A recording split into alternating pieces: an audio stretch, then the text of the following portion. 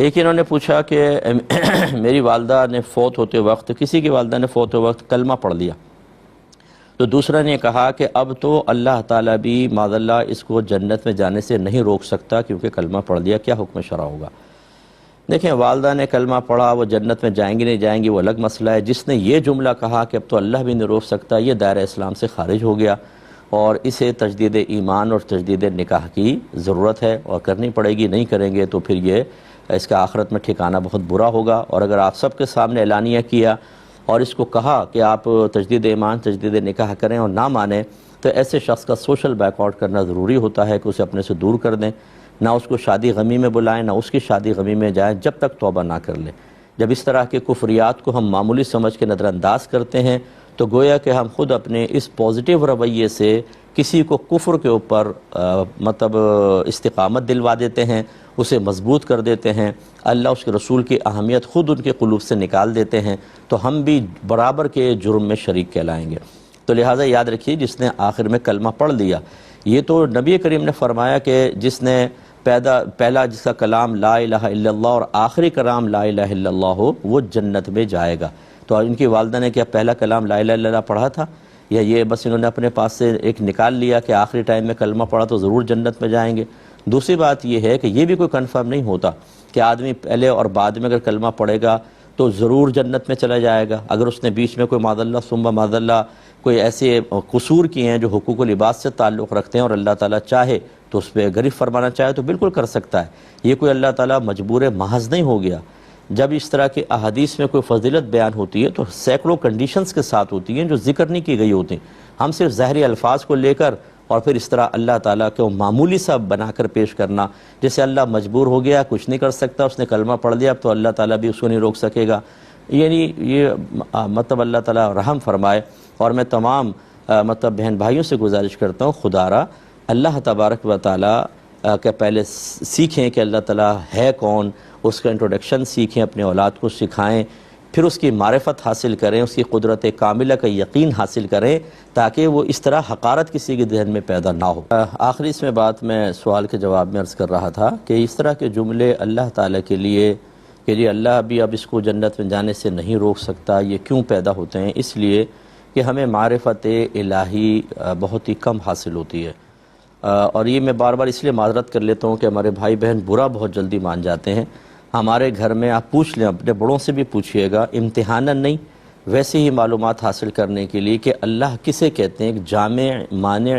بالکل پرفیکٹ اللہ تعالیٰ کا انٹروڈکشن کروائیں، نہیں کروا سکتے۔ وجہ کیا ہے؟ معرفت الہی بالکل حاصل نہیں، نہ ذات کی نہ صفات کی۔ ذات کی معرفت تو خیر تامہ کسی کو حاصل ہی نہیں ہو سکتی ہے، اللہ تعالیٰ نے جس کو دینا چاہے وہ، لیکن صفات کے بارے میں تو آدمی جانے۔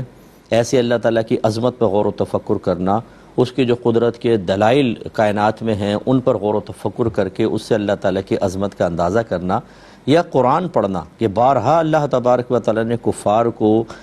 اسلام کی طرف مائل کرنے کے لیے اپنے احسانات یاد دلائے ہیں۔ کبھی اللہ نے فرمایا کہ تم نے نہیں دیکھا کہ کیسے اللہ نے دن کو رات میں، رات کو دن کے اندر داخل فرمایا، آسمان بنائے، زمین کو کیسے بچھایا، وہ جب مردہ زمین ہوتی ہے بارش برساتا ہے کیسے وہ سرسبز ہو جاتی ہے۔ یعنی ان دلائل پر غور کرنے کا حکم دیا ہے تاکہ اللہ کی عظمت دل میں آئے اور وہ اس کو حقیر نہ سمجھیں۔ جب اللہ تعالیٰ کی دل میں عظمت پیدا ہوتی ہے، اسے حقیر نہیں سمجھتے، تو پھر جس کی تعظیم ہمارے قلب میں ہوتی ہے ہم اس کی اطاعت کی طرف خوشی کے ساتھ آتے ہیں، رغبت کے ساتھ آتے ہیں۔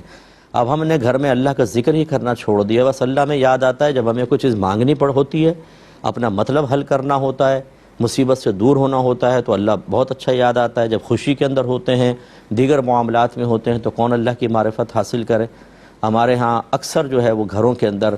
باقاعدہ گفتگو جیسے اللہ کی توحید کا بیان ہو، اللہ تبارک و تعالیٰ کی عظمت کا بیان ہو، اس کے کبھی درس دیکھیں آپ نے گھر میں یا رکھیں آپ نے گھر کے اندر؟ عشق الہی پر گفتگو ہو، محبت الہی پر گفتگو ہو، یہ اجنبی ہیں یہ چیزیں، یعنی یہ موضوعات ہمارے گھروں میں اکثر اجنبی ہیں۔ اسی وجہ سے پھر حقارت الہی پیدا ہوتی ہے قلب کے اندر، چھوٹی چھوٹی باتوں کو اللہ ایسا نہیں کر سکتا، ویسے نہیں کر سکتا۔ پوری کائنات کا نظام وہ چلا رہا ہے، اس بے نقص نظام کو اس نے بنایا، کسی مخلوق سے ایک لمحہ بھی وہ غافل نہیں، وہ چاہے تو جو چاہے وہ کر سکتا ہے۔ ان اللہ علی کل شیء قدیر، لیکن یہ بیچارے اللہ کو وہی مجبور محض سمجھے ہوئے ہیں، اس لیے ناراض مت ہوئیے گا، بالکل کوشش کریں کہ اللہ تعالیٰ کی اچھی معرفت حاصل کریں۔ اس کے لیے اگر تھوڑا بہت آپ حاصل کرنا چاہیں تو یوٹیوب پر میری تفسیر قرآن ہے، تدبر قرآن، جو میں نے کیو ٹی وی میں 3 سال میں ریکارڈ کی تھی، آپ اس کو دیکھیں، فرسٹ ایپیسوڈ سے دیکھنا شروع کریں انشاءاللہ۔ جب جہاں اللہ کی عظمت کی، توحید کی بات آئے گی تو وہاں میں نے کافی کلام کیا ہے،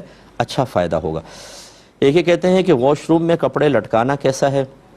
دیکھیں اس کو مکروہ لکھا ہے۔ ایک تو پہلے زمانے میں جو واش روم ہوا کرتے تھے تو رات میں کیڑے مکوڑے آتے تھے، اتنا انتظام تو تھا نہیں، تو کپڑوں میں چڑھ جایا کرتے تھے، یہ خطرناک تھا۔ اور دوسرا پھر واش روم کے جو جراثیم وغیرہ ہوتے ہیں وہ کپڑوں کے اوپر آتے ہیں، پھر ہاتھ لگتا ہے، وہ منہ کے اوپر لگیں، آنکھوں پہ لگیں، دیگر مسائل نے طبی نقطہ نگاہ سے بھی ممنوع ہوتا ہے، تو یہ مکروہ ہوتا ہے۔ کوشش کریں کہ وہاں نہ لٹکائیں، اور